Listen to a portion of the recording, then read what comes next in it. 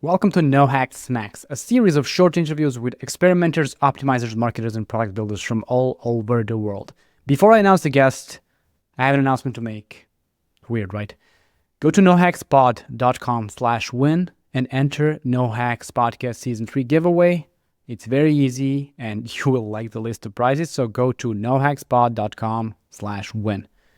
In this No Hack Snack, I talk to Marta Mijatov, Digital Experimentation Lead and Experimentation Culture Awards winner. We talked about safe spaces and democratizing experimentation. Do not forget to subscribe to the channel to get more videos like this in the future. Marta, I have a question for you. How do you create a safe space for experimentation in a company that doesn't do experimentation yet? That's a great question. And I think we should start by understanding what is safe space for experimentation. So if we think about the type of company or the type of environment where experimentation can thrive, this is where everybody feels very much encouraged and free to bring about any idea, to take calculated risks, to test and to learn all the time without having any feeling of being criticized or failing. And this is very easy and you need to understand it and you need to roll it out. But depending on how big the company is, how traditional it is, and whether it's digital native or not, that makes also a big difference. This can be actually a challenge that you need to tackle on all levels of the organization. So that means that, the operational people who are running experiments, they need to feel very much supported in gathering new data, sharing this data, and also challenging the opinions that we have, not only their own, but also the other opinions, which are especially coming top down and so on.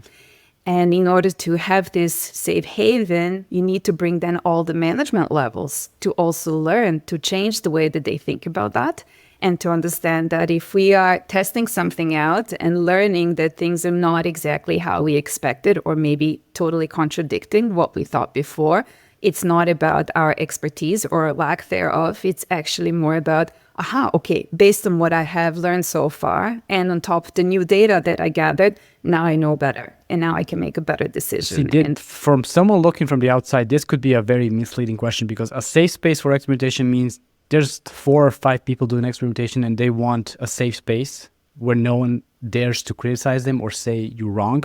But actually, it's not that. This is supposed to be an organization-wide mindset shift where everyone can suggest things that they think might help or contribute. Is that right? Exactly. This is the ultimate goal, but it has to start with a few very, very brave people.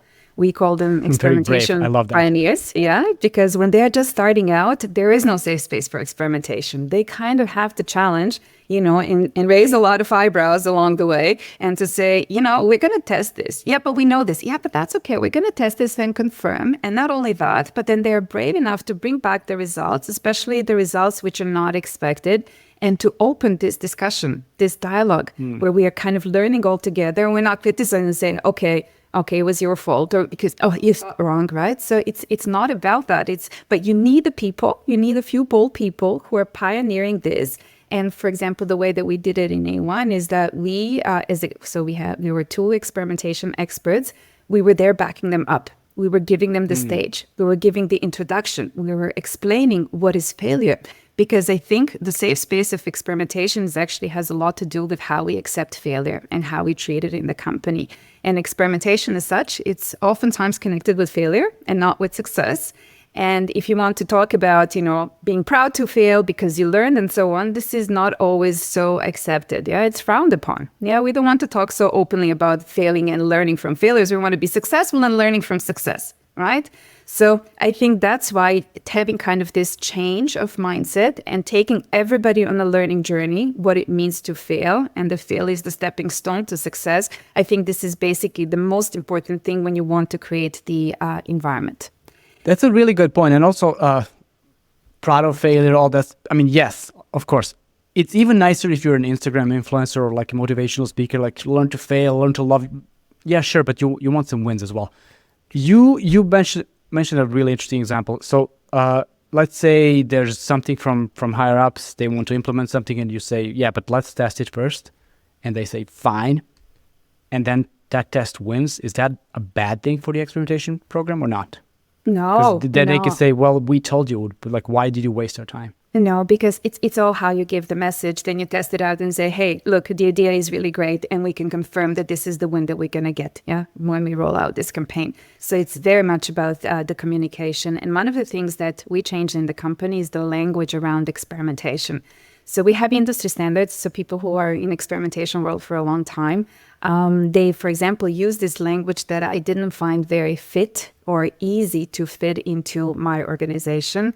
So, for example, a failed experiment is usually an experiment that shows you a drop, a statistically significant drop. And we changed that because we said no, because these experiments are extremely successful. Once you find out that the idea you're testing is leading to a drop, then you stop investing money in the wrong place or stop investing resources, and you can say, okay, I learned this. This doesn't work. I want to focus on something else.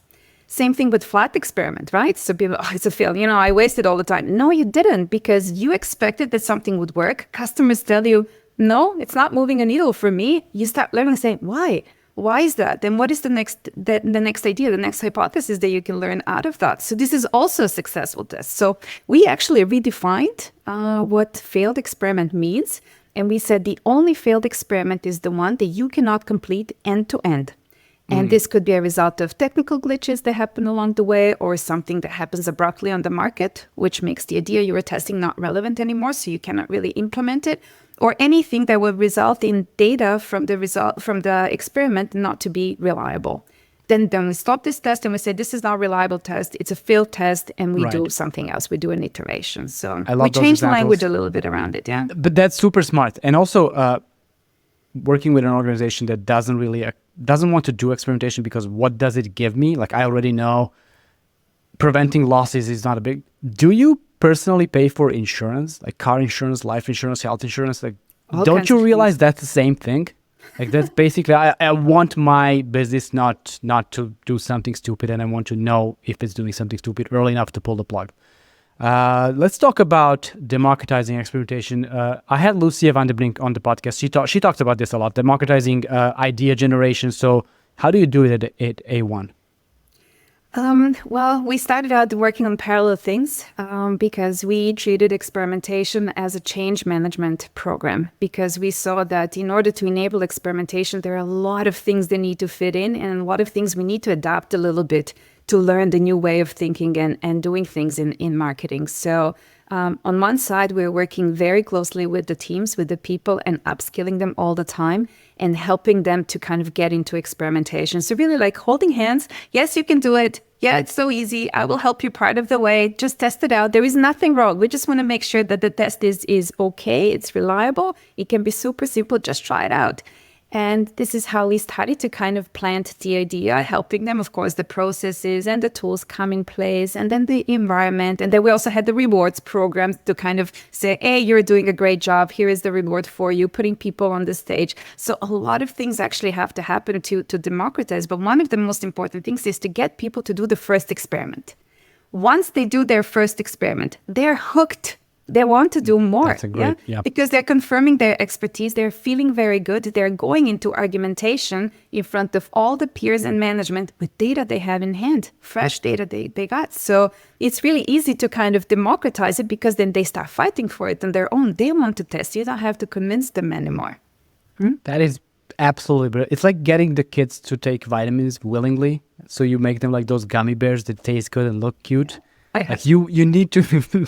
Of course, everyone else. You need to make them want to do it, basically. Otherwise, if there's no incentive, like a real incentive, and I'm not talking about Starbucks gift cards, I'm talking about real career-changing potential incentives and something where they feel valued. I think that kind of thing. This was amazing. Marta, thank you so much for being a No Hack. Thank you for having me. It was fun.